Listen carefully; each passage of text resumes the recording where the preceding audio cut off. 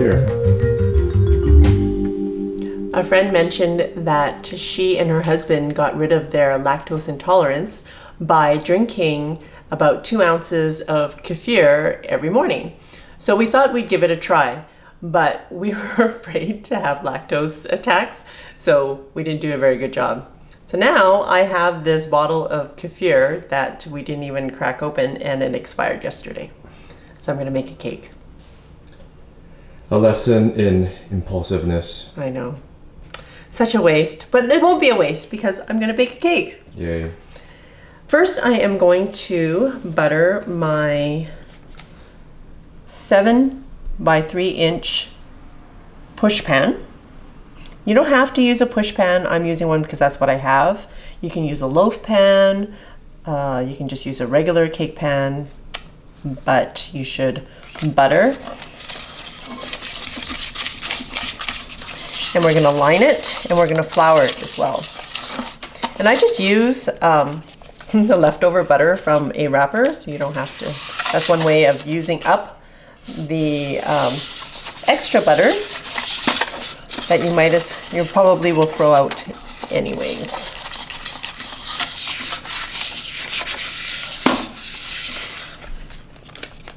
Okay, I'm not done with that yet. I'm going to cut out my little circle to line the bottom of the pan. So I'm just using a piece of parchment paper that I'm folding in half, and then in half again, and then in half as a triangle. Oops. Just going to measure this from the center to the edge and cut.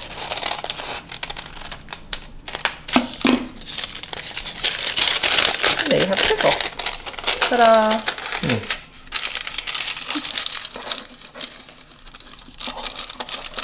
And the butter will help it to stick on the bottom.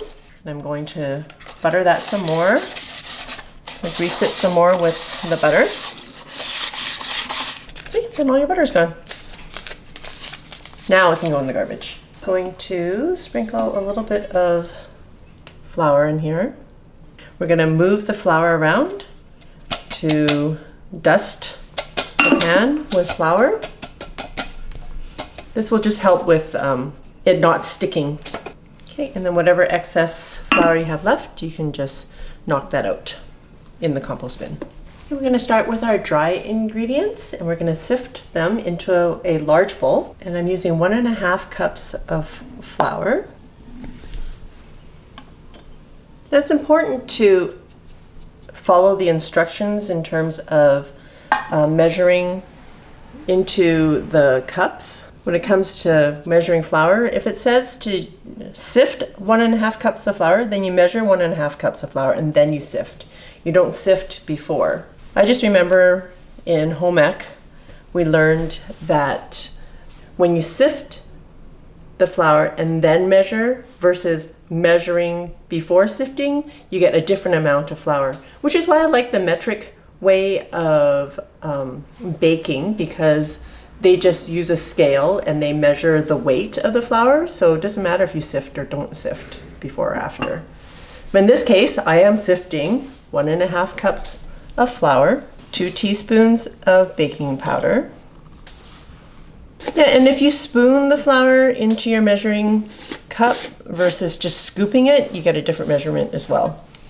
So I think the most accurate way is to spoon the flour into your measuring cup and then measure. But I'm not always so I'm sure the precise. Recipe is forgiving that way. I hope so. Using 1/4 teaspoon of salt. Then we're going to sift that into the bowl. I'm using 1.25 cup of the kefir. I'm using 1 cup of sugar.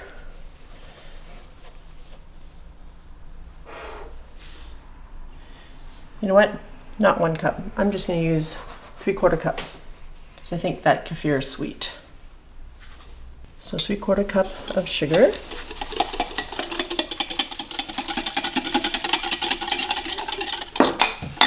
Okay.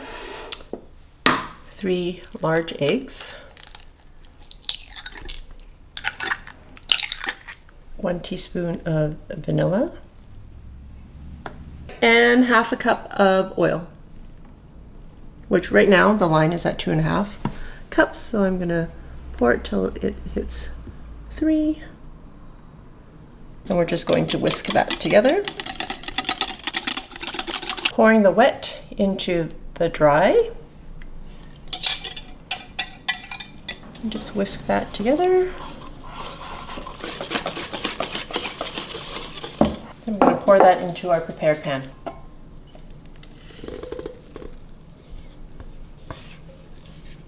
Now it's going to go into a preheated 350 degrees Fahrenheit oven for about 50 minutes or until a toothpick comes out clean if you stick it in the middle. It actually took 12 minutes longer than the 50 minutes, so it was an hour and 2 minutes, and then it was ready to come out. I let it cool for 10 minutes in the pan, and then I took it out and transferred it onto a rack and let it cool completely. And now I'm going to make an orange glaze to pour on top. I am using just half a cup of icing sugar. That's just powdered sugar. And I'm going to use the juice of one of these clementine oranges. I'm going to start with a tablespoon or so. Let's see if that's enough. It is so orange. So I think half an orange was enough. And then we're just going to drizzle it onto the cake.